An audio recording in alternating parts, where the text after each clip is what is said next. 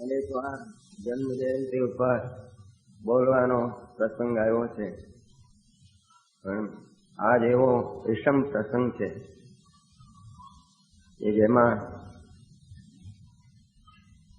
કઈ બોલી શકાય, બોલવાનો કઈ ભાવ રહે, બોલવાનો કોઈ ઉલ્લાસ રહે એવો નથી. જેની કલ્પના માત્રથી જે દિવસની કલ્પના કોઈ કરે તો માણસને કમકમ આવે એવો દિવસ પ્રત્યક્ષ જોવાનો આપણને અલ્પભાગી માણસોને પ્રાપ્ત છે. ગુરુદેવ વિનાનું જીવન, ખાસ કરીને સોનગઢવાસીઓનું, એ તદ્દન પરિવર્તન પામેલું હશે. આખો આ દિવસનો દૈનિક કાર્યક્રમ સોનગઢનો, જેમાં હંમેશા ગુરુદેવની ભક્તિ, ગુરુદેવનું પ્રવચન, ગુરુદેવનું ચર્ચા ઓતપ્રોત હોય. એ વિનાનું જીવન, એ વિનાનું સોનગઢનું દૈનિક કાર્યક્રમ એ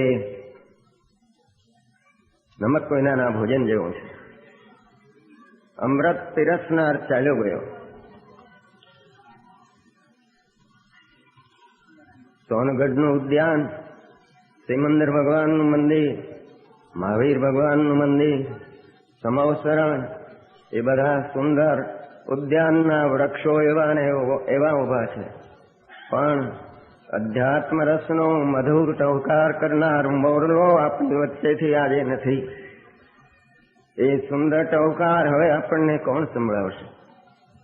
શું ખરેખર એ દિવ્ય મૂર્તિ ના હવે કદી દર્શન નહીં થાય? શું એ દિવ્ય મૂર્તિ હંમેશને માટે ચાલી ગઈ? એ દિવ્ય મૂર્તિનો દિવ્ય ધ્વનિ હવે કદી કાને નહીં પડે? શું માનસિક ચિત્રોથી જ એ આકૃતિ ખડી કરવી પડશે? પ્રત્યક્ષ દર્શન નહીં થઈ શકે? પ્રત્યક્ષ જીવંત દિવ્ય ધ્વનિ શું નહીં મળી શકે?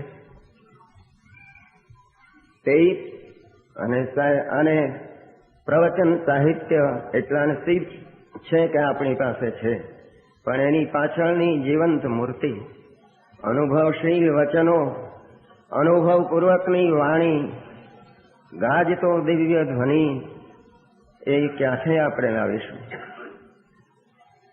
અત્યંત દુઃખ થાય છે. સોનગઢનું આખું જીવન એ પલટાઈ જશે. સોનગઢની અંદર બધું દિશાહીન, સુનકાર જેવું લાગે છે. આજે તો ભરચક માણસો છે, જો કે એ પણ ખાલી ગુરુદેવની હાજરી અને ગુરુદેવના પ્રવચનો વિનાનું કેવું સૂકું લાગે છે. એ આખું જીવન આપણું તો પલટાઈ ગયું.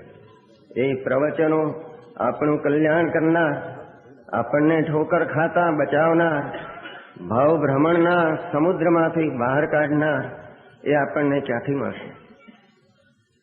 આખું જીવન સમર્પણ કરીને રહેલી બ્રહ્મચારી બહેનોનું શું?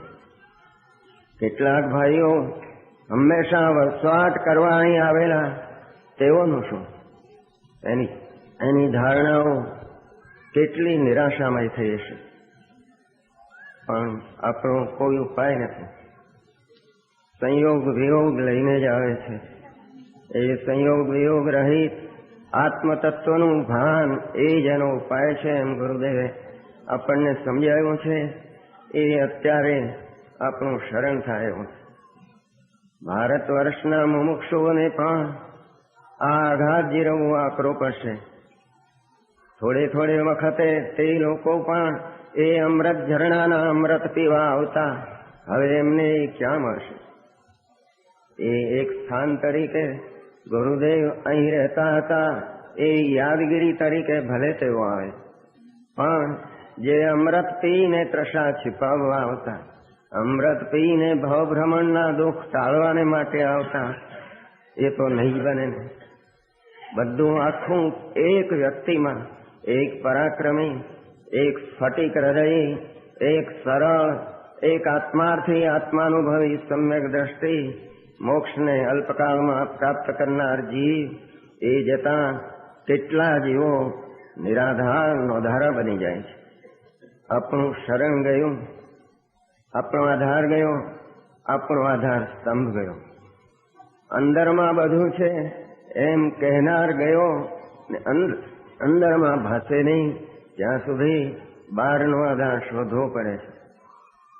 એ પુરુષે પોતાનું કલ્યાણ કર્યું, જીવન ધન્ય બનાવી ગયા, કૃત્ય થયા. જેની શરૂઆત નથી એવા દુઃખોનું અંત અલ્પકાળમાં પામશે અને આપણા જેવા લાખો કરોડો જીવોને એ તારશે. એવો એ મહાપવિત્ર પુણ્યશાળી આત્મા હતો. આ ભાવમાં પણ એણે ચમત્કારિક કાર્ય કર્યું. આત્માર્થપૂર્વક સંસાર ત્યાગ કર્યો. આત્માનુભૂતિપૂર્વક સમ્યક દર્શન હોય છે એવું એક અનુપમ સૂત્ર એને શાસ્ત્રોમાં છુપાયેલું પડ્યું હતું, તે કાઢ્યું, જેની કોઈને ખબર નહોતી. માત્ર શ્રદ્ધા જૈન દર્શન સત્ય છે એ જ સમ્યક દર્શન એમ ચાલતું હતું. એ પુરુષે કહ્યું, અનુભવ વિના સમ્યક દર્શન હોઈ શકે નહીં. અનુભવ વિના એ જોર ક્યાંથી આવે કે હું એક આત્મા છું, મારામાં ભરપૂર છે, મારે કોઈની જરૂર નથી, મારે બહારના દુઃખ સુખ કંઈ છે જ નહીં. એવા જોર વિના રાજપાટ છોડી દીક્ષા લે તો પણ એ સાચી ઉદાસીનતા આવતી નથી. એના અમે સાક્ષી છીએ. આ માર્ગે તમે ચાલ્યા આવો, અમે એ માર્ગને અનુભવીને કહેનાર છીએ. એવા પરાક્રમથી કહેનાર પુરુષ હવે ક્યાં ગોત્યો જશે? કોણ આપણને ઠોકર ખાતા બચાવશે? કોણ આપણને સાચા માર્ગે હવે ચડાવશે? એણે ઘણા કાર્યો કર્યા. પોતે ઘણી મુશ્કેલીઓ સહન કરી, ઘણા વિરોધો સહન કર્યા, પણ જે અનુભવ્યું છે મેં એમાં એકનું બે થઈ શકે નહીં એમ જગતની સામે એમણે ટક્કર ઝીલી. આખો એક યુગ પલટો કર્યો. આખું એ મહાન યુગ પ્રવર્તક હતા. આખો યુગ સમય સારનો, સ્વાત્માનુભૂતિ પ્રધાન મુનિ માર્ગનો અને સ્વાત્માનુભૂતિ પ્રધાન મોક્ષ માર્ગનો એમણે યુગ પ્રવર્તાયો. અને જૈન દર્શનનો માર્ગ જે તેજહીન, ક્રિયાકાંડ પ્રધાન, શોધભાવ પ્રધાન હતો, એમાં તેમણે તેજ પૂર્યું અને વીર માર્ગ જે આવૃત સ્થિતિમાં પડ્યો હતો એને અનાવૃત કર્યો.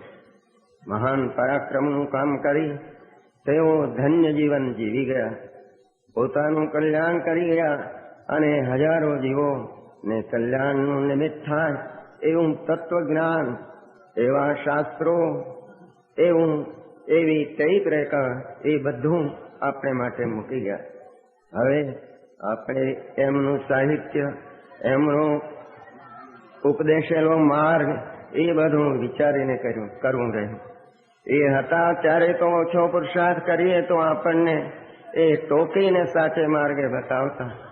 હવે એ નથી તો થોડું આપણે વધારે પુરુષાર્થ કરી એમના સાહિત્યમાંથી મેળવવાનું રહે. આપણે પુરુષાર્થ કરી કલ્યાણ કરવાનું રહે. એ વિના આપણો કોઈ ઉદ્ધાર નથી. એ પુરુષ એના ઉપકારનો બદલો, એના ઋણનો બદલો ભવમાં આપણે વાળી શકશું નહીં. એની યાદી કોઈ દિવસ આપણને વિસ્મૃત નહીં થાય. સોનગઢવાળાને તો હંમેશા દિન ઉગે ત્યારથી 24 કલાક એ કદી વિસરાશે નહીં. એનો ઉપકાર કોઈ દિવસ ભૂલાશે નહીં. એને હૃદયમાં જે આપણને સત્ય વસ્તુ આપી છે તેનો ઉપકાર આપણે કોઈ દિવસ ભૂલીશું. જેમ કુંદ સ્વામી સ્વર્ગમાં બેઠા અમી દ્રષ્ટિ કરે એમ આપણે કહ્યું છે, એમ શ્રી કાનુગુરુ સ્વામી અમી દ્રષ્ટિ કરે, આપણા ઉપર આશીર્વાદ વરસાવતા રહે અને ત્યાં બેઠા પણ આપણું કલ્યાણ કરે. આપણે તેને આપણા હૃદયના ઊંડાણમાંથી ભવ્ય શ્રદ્ધાંજલિ આપીએ છીએ.